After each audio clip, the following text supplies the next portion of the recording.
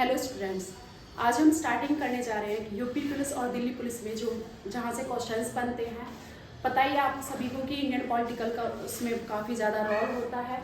तो स्टार्टिंग जो करेंगे हम वो भारतीय राज व्यवस्था से करेंगे।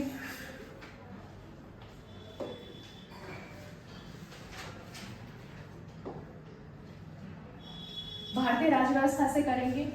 स्टार्टिंग हम 1700 से करेंगे और फिर धीरे धीरे देखेंगे कि इसके बाद कैसे अंग्रेजों का शासन हुआ और अंग्रेजों के शासन के बाद फिर कैसे भारतीयों ने 1947 में उनसे आज़ादी प्राप्त करी और अपना संविधान लागू किया।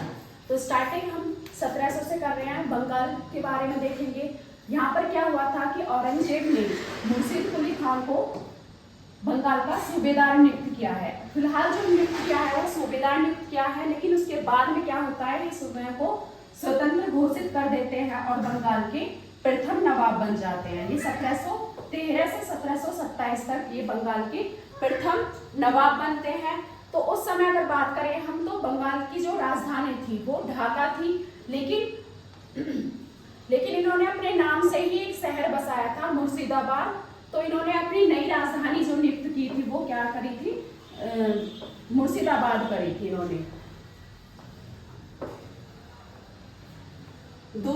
दूसरे नवाब जो हुए यहाँ के बंगाल के वो सुजाउद्दीन रहे थे कि 1727 से लेकर 1739 तक रहे हैं।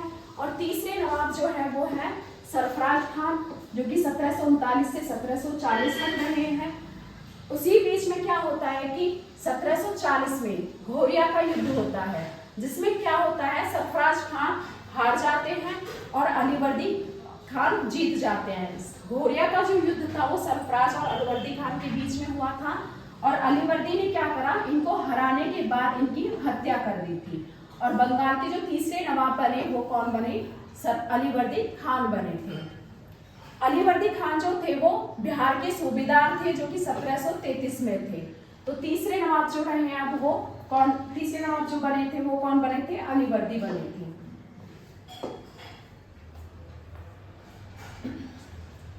अलीवर्दी जो कि चौथे नवाब बने हैं, अंग्रेजों की नीति को समझ पाए थे। ये 1740 से 1756 तक रहे हैं, 1756 तक रहे हैं। और उसी बीच में क्या हुआ था, इन्होंने इनकी नीति को समझ लिया था। फिर पांचवे जो हुए हैं वो सिराजुद्दौला हुए हैं 1756 से 1757 तक। इस समय की बात करें तो बंगाल में अंग्रेज जो थे वो कलकत्ता में और फ्रेंच जो थे वो चंद्रनगर में इन्होंने किलाबंदी शुरू कर दी थी।